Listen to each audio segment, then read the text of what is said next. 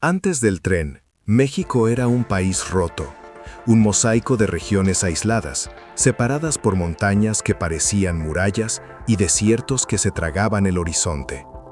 Viajar de la Ciudad de México a Veracruz no era un paseo, era una odisea que podía tomar semanas enteras en diligencia.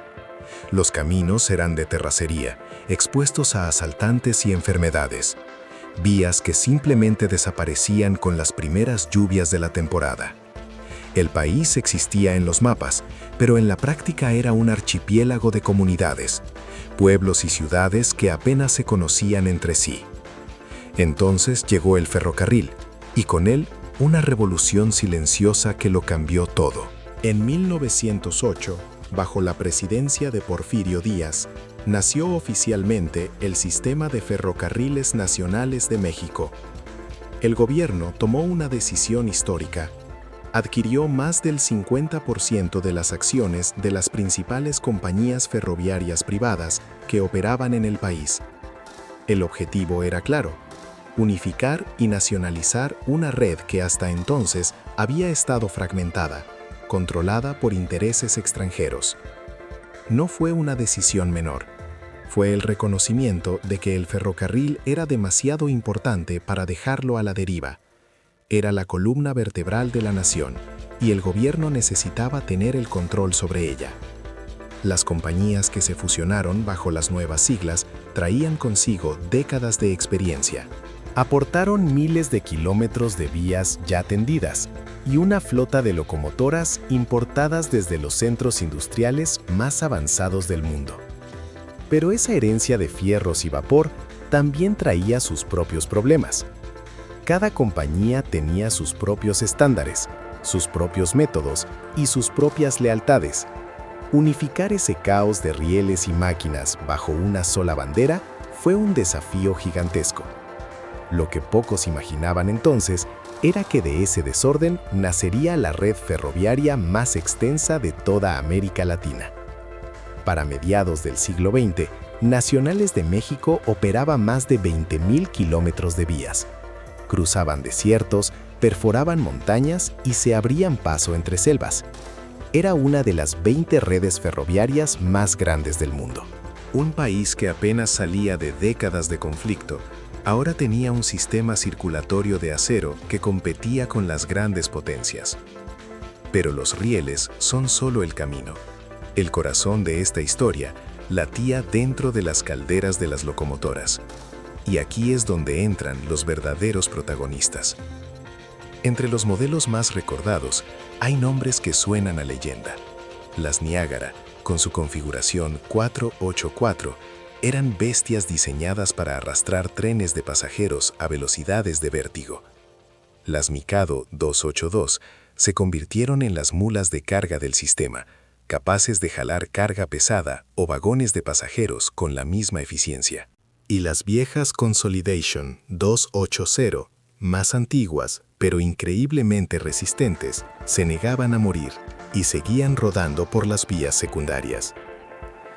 Estos gigantes de acero no nacían en México, llegaban del norte, de las 3 grandes fábricas estadounidenses: Baldwin Locomotive Works, la American Locomotive Company, conocida como ALCO, y Lima Locomotive Works. Desde sus talleres en Filadelfia, Pittsburgh y Ohio, enviaban sus creaciones al sur de la frontera. Aquí serían bautizadas con números que las acompañarían durante toda su vida útil. Pero para la gente de a pie, para el mexicano que las veía pasar por su pueblo, tenían un solo nombre: el monstruo de vapor. El apodo nació en los años 40, cuando las máquinas más grandes y potentes dominaban las rutas principales. Reflejaba el asombro y el miedo ante el tamaño, el ruido y la fuerza de estas bestias mecánicas. Una locomotora de vapor en plena operación era un espectáculo que se sentía en todo el cuerpo. El rugido del escape, el silbato que partía el silencio, el rechinar del metal contra el riel, el olor a carbón quemado y aceite caliente, la vibración que se sentía en el pecho cuando pasaba cerca. Era aterrador y fascinante. Estas máquinas podían arrastrar más de 1000 toneladas de carga, 1000 toneladas de mineral, de granos, de maquinaria, de personas. Todo jalado por una sola máquina, cuyo corazón era una caldera gigantesca. Una bomba de tiempo controlada donde el agua se convertía en furia. Quienes operaban estos monstruos de acero no eran simples trabajadores, eran una élite, una hermandad de técnicos que dominaban un arte tan preciso como peligroso. Pero en 1927, en los talleres de Ferrocarriles Nacionales de México en Aguascalientes, ocurrió algo que parecía imposible. Fabricaron una locomotora de vapor completamente nacional. La bautizaron la Emperatriz. Y el nombre no era un capricho. Era una declaración de independencia tecnológica. Una prueba de que México podía mantener su sistema ferroviario en marcha sin depender de fábricas extranjeras. No fue un simple acto de orgullo. Fue la culminación de décadas de trabajo silencioso. Los mecánicos de Aguascalientes habían pasado años desarmando, reparando y modificando máquinas importadas. Le habían encontrado cada secreto a esos fierros, cada punto débil que necesitaba un refuerzo.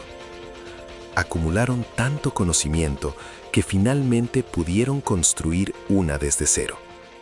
Y eso nos lleva al corazón de todo el sistema: los talleres de Aguascalientes. Este lugar fue, sin exagerar, el complejo ferroviario más grande e importante de América Latina. Era una ciudad dentro de otra ciudad, con sus propias reglas y su propia gente. Una comunidad orgullosa que sabía que el país entero dependía de su habilidad para mantener los trenes en movimiento. Ahí dentro había fundiciones para crear piezas desde la nada, talleres de maquinado para reconstruir componentes gastados. El aire olía a metal caliente y a grasa. El sonido constante era el de los martillos contra el acero y el resplandor de los sopletes de soldadura. Era el latido industrial de México. Hoy, ese recinto es el complejo Tres Centurias, un lugar que busca preservar esa memoria.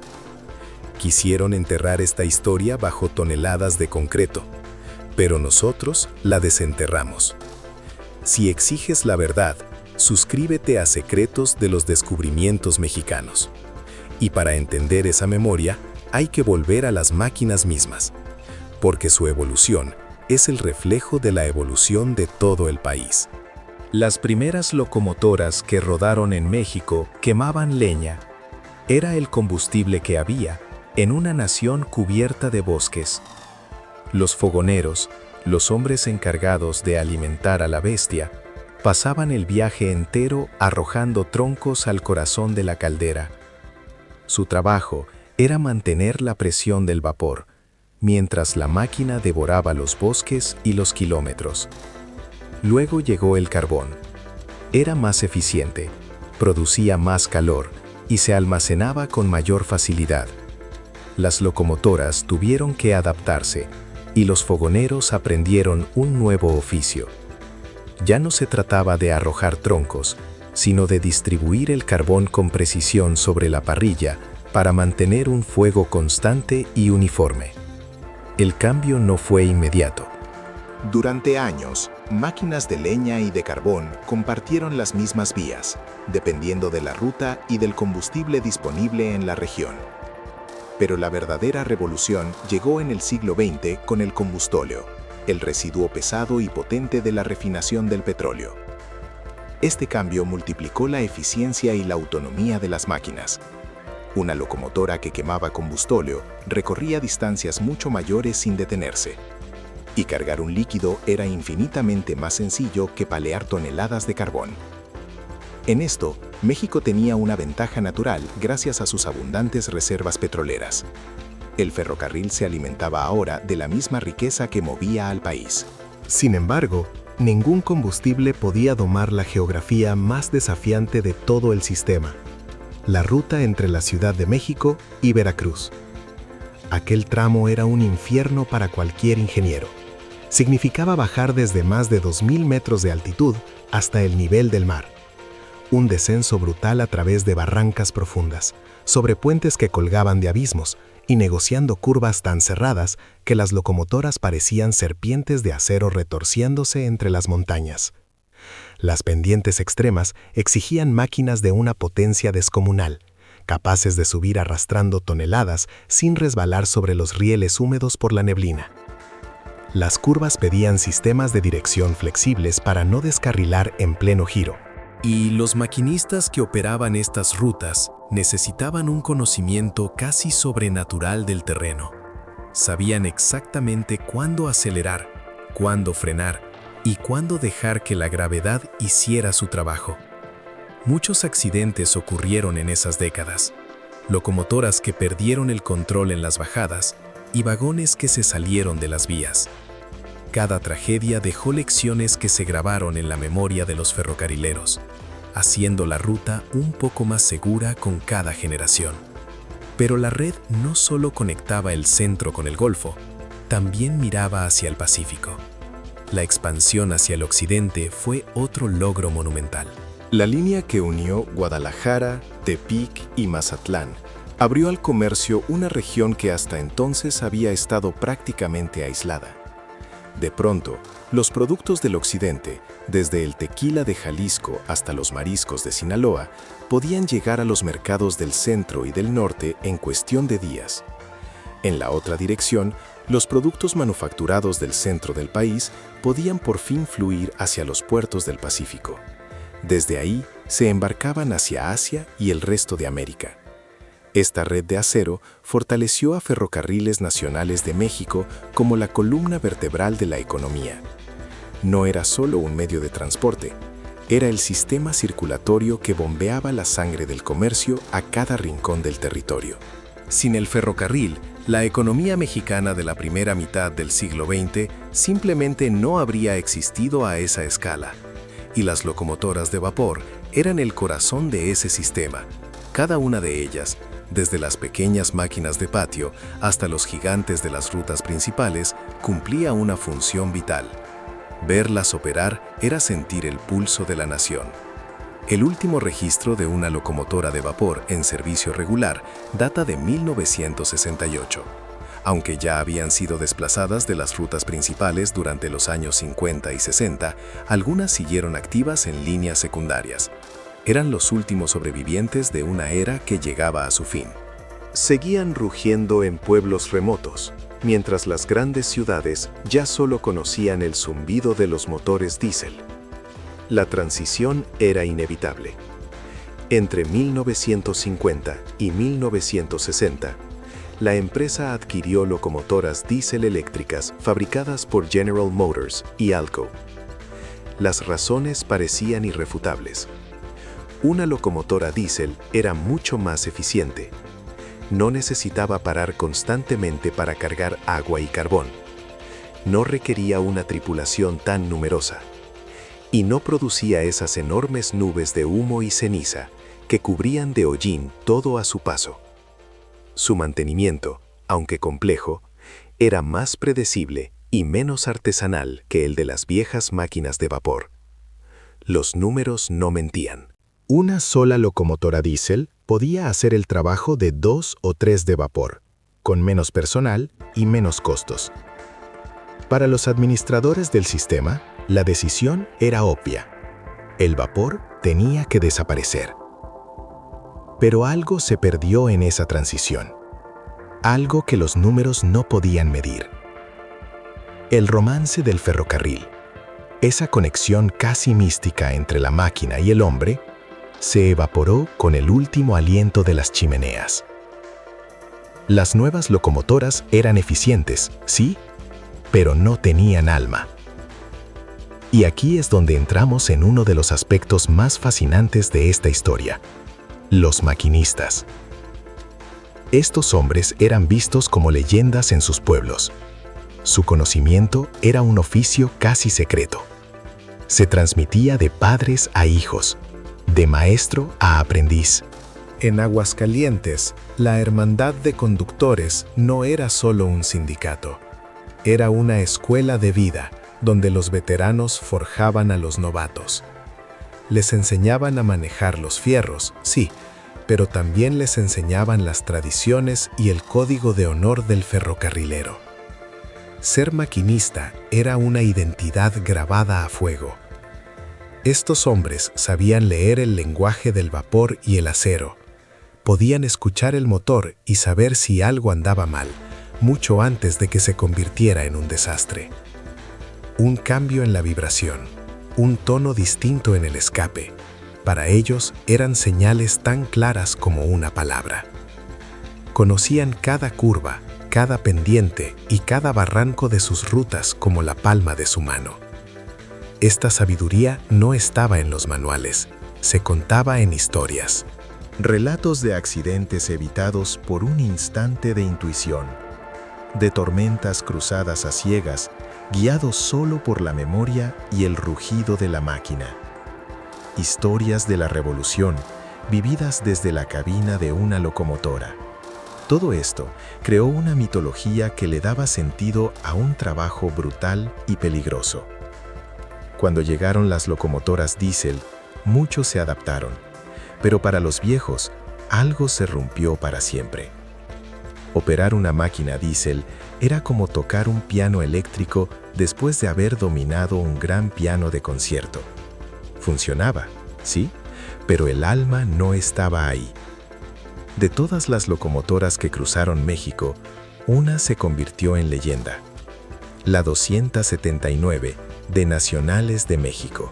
Durante años, permaneció en el antiguo Parque Alameda Oriente de la Ciudad de México, un monumento al final de una era. Esta máquina rodó desde 1904 hasta principios de los años 60. Sobrevivió a la revolución, a las crisis y el paso del tiempo. Cuando finalmente la retiraron, había recorrido más kilómetros que ninguna otra de su generación. Hoy, la 279 es un gigante silencioso. Uno puede tocar su metal frío e intentar imaginar el estruendo, el vapor y el silbato que anunciaba su paso por los pueblos de México. Pero la historia del ferrocarril no fue solo de máquinas. Fue una historia humana, soldada a los momentos más duros del país. Durante la Revolución Mexicana, entre 1910 y 1920, estas locomotoras se convirtieron en armas de guerra. Pronto, todos los bandos entendieron una verdad de fierro. Quien controlaba el ferrocarril, controlaba el país. Las tropas, las armas, los suministros, todo se movía sobre rieles. Las fotografías de la época son un testimonio brutal. Vemos trenes repletos de soldados, hombres apretujados en los techos, colgados de los costados, ocupando cada centímetro. Vemos a las soldaderas preparando la comida en vagones convertidos en cocinas rodantes. Un vagón se convertía en cuartel general, donde se planeaba la siguiente batalla. La locomotora no era solo un motor. Era un testigo silencioso de victorias, derrotas y fusilamientos. Algunas máquinas cambiaron de bando varias veces, capturadas y recapturadas en el campo de batalla. Otras fueron destruidas a propósito, para que no cayeran en manos enemigas. Los propios rieles se volvieron un objetivo. Arrancar las vías era una forma de detener al adversario. Al terminar la revolución, el sistema ferroviario estaba en ruinas, pero había demostrado, de la forma más dura, que era la columna vertebral de México. Su reconstrucción fue una prioridad nacional. Y en esa reconstrucción, en ese esfuerzo por levantar al país, a menudo se olvida un pilar fundamental: el trabajo de las mujeres. Mientras los hombres dominaban la operación de las máquinas, las mujeres se volvieron esenciales en la comunicación. Las telegrafistas ferroviarias eran el sistema nervioso de la red. Con sus dedos transmitían los mensajes que evitaban el desastre. Un solo error, una señal mal interpretada, y dos trenes podían chocar de frente en medio de la nada. La responsabilidad sobre sus hombros era inmensa. En las estaciones, ellas vendían los boletos, organizaban el equipaje y atendían a los pasajeros. Eran el primer contacto humano en un viaje que podía durar días enteros. Pero para entender la magnitud de todo este sistema, hay que volver al origen de los fierros. ¿De dónde salieron estas máquinas imponentes que cambiaron la historia de México? Las primeras locomotoras que pisaron suelo mexicano no se construyeron aquí. Llegaban importadas desde los centros industriales de Estados Unidos, como Filadelfia y Pittsburgh.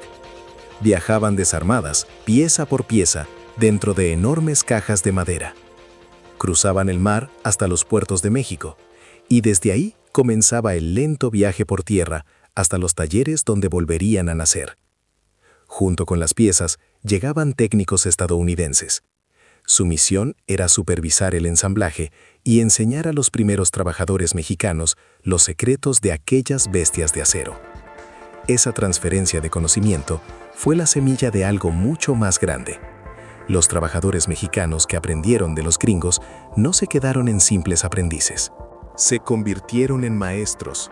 Pronto, no solo mantenían esas máquinas, sino que las modificaban para aguantar la dura realidad de México. Las mejoraban. Y con el tiempo, como vimos con la emperatriz, aprendieron a construirlas desde cero. El conocimiento se quedó en casa, se arraigó en los talleres de Aguascalientes, que se convirtieron en el corazón de una capacidad técnica acumulada durante décadas. México dejó de ser un simple comprador de tecnología. Ahora era capaz de dominar los fierros. Y esa habilidad no murió cuando el vapor fue reemplazado. Se transformó. Los mismos talleres que reparaban calderas y pistones se adaptaron para trabajar con los nuevos motores diésel y los generadores eléctricos. La chamba cambió, pero el ingenio siguió ahí. Sin embargo, algo muy valioso sí se perdió para siempre. El espectáculo, el rugido de la caldera, esa nube de vapor blanco mezclada con el humo denso y negro, ese silbido agudo que podía escucharse a kilómetros de distancia, anunciando la llegada del progreso o la despedida de un ser querido. Se apagó para siempre. Quedó relegado a los museos, a la memoria de quienes lo vivieron. Pero su imagen, su símbolo, perduró de formas inesperadas. Desde los años 30, las locomotoras de vapor aparecieron en billetes, en timbres postales y en la publicidad. Se convirtieron en el emblema del progreso nacional.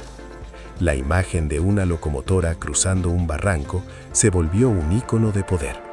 De un México que domaba su geografía a base de acero y voluntad.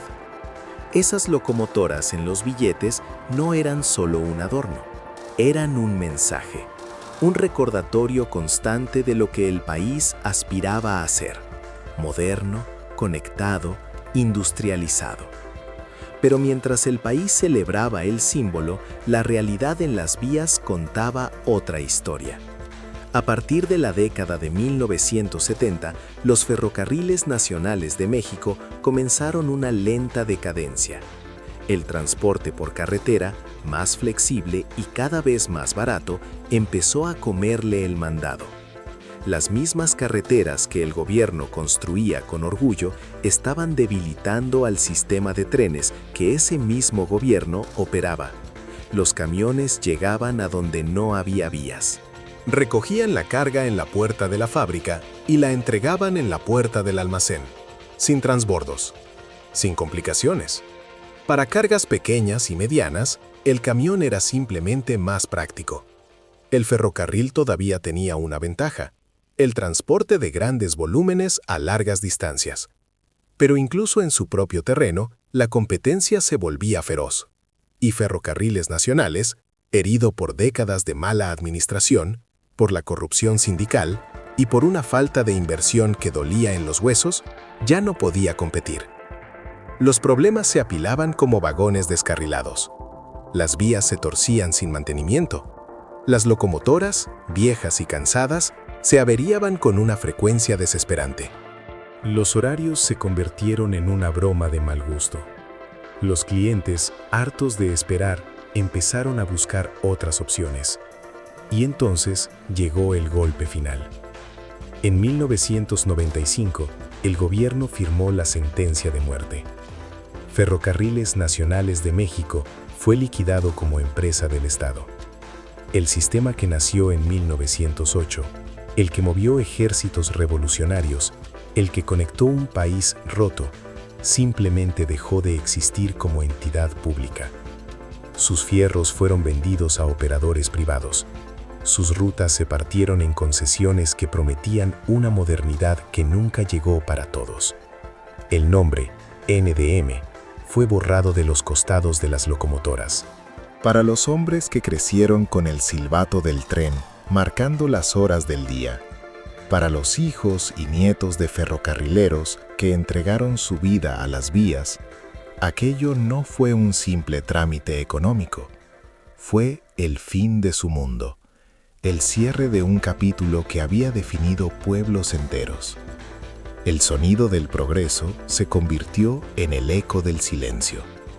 Pero espera un momento. Si esto era tan perfecto, ¿qué fue lo que finalmente lo destruyó?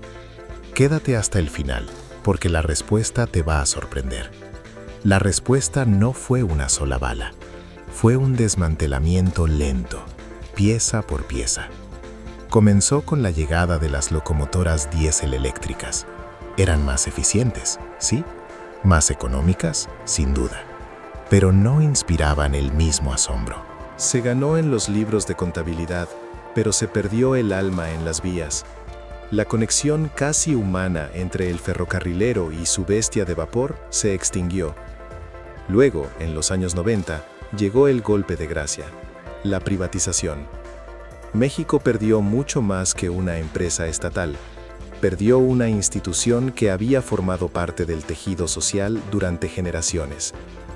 Las comunidades que habían crecido alrededor de las estaciones y los talleres vieron desaparecer su razón de ser. Los hombres que habían dedicado su vida a los fierros se encontraron sin empleo y sin identidad. Una tradición de conocimiento, acumulado durante décadas, fue dispersada y en gran parte perdida. Hoy, México importa la mayoría de su equipo ferroviario. Los talleres de Aguascalientes, que alguna vez fueron los más importantes de América Latina, son ahora un centro cultural. Un lugar donde los visitantes aprenden sobre un pasado glorioso que ya no existe. Las locomotoras, que alguna vez rugieron por 20.000 kilómetros de vías, ahora descansan en museos y parques, convertidas en monumentos silenciosos. El monstruo de vapor fue domesticado, retirado, olvidado. Pero su fantasma regresa de vez en cuando. Aparece en la publicidad de un nuevo proyecto, recordándonos lo que fuimos, sugiriendo lo que podríamos volver a ser. La historia de las locomotoras de Nacionales de México es, en el fondo, la historia del México moderno. Una historia de ambición y logro, de crisis y transformación, de pérdidas que todavía duelen y de memorias que se niegan a desaparecer. Esas máquinas de hierro y fuego que movieron al país durante casi un siglo, dejaron una huella que trasciende lo material.